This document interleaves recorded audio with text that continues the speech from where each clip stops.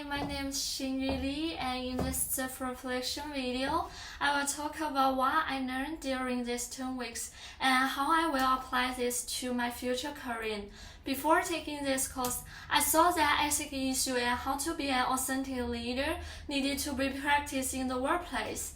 Reading the news about child labor in multinational companies in the SNI section and discussing Urban Spring's lack of environmentally friendly material in the production line, which helped me to make predictions about ethical issues that I might encounter in my future career. It is complex to become an authentic leader. The possible solutions are to reflecting on the ethical nature of personal actions and having a continuous growth mindset.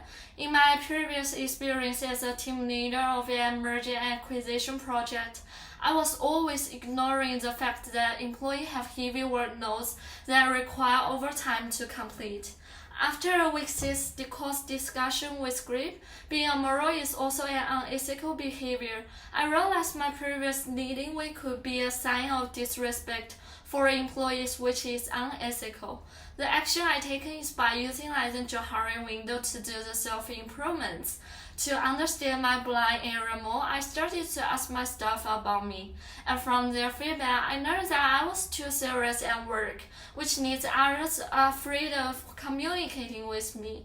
I started arranging staff daily work reasonably and watch video on how to communicate effectively. Although self-reflection does not have an obvious effect on company performance in the short term, it is beneficial for future development.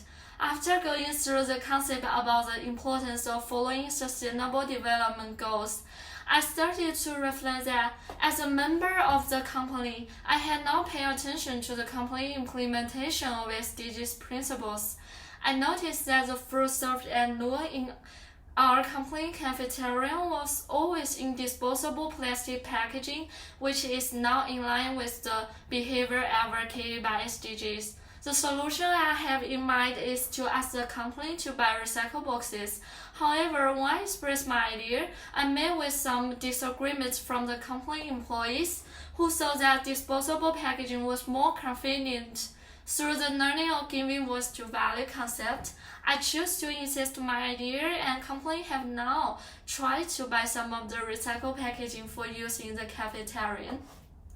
The feedback I received from my tutor, Mr. Ambrose, helped me have a deeper knowledge about my strengths and weaknesses. The first memo assignment feedback made me realize that establishing the order between essays and paragraphs was my strong point, and that I also had problems with writing descriptive sentences. In my second assignment, I tried to avoid writing descriptive sentences during the writing process.